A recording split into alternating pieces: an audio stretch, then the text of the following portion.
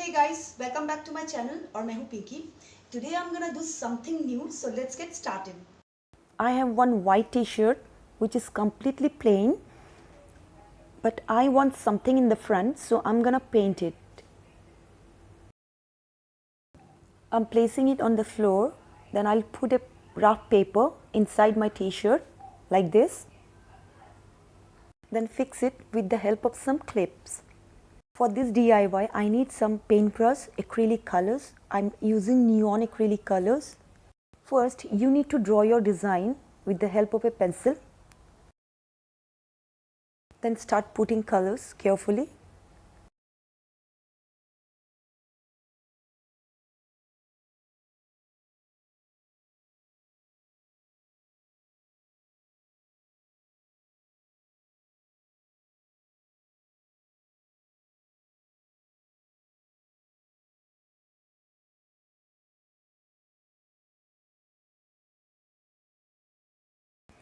I'm almost done with my painting, so let it dry for some time.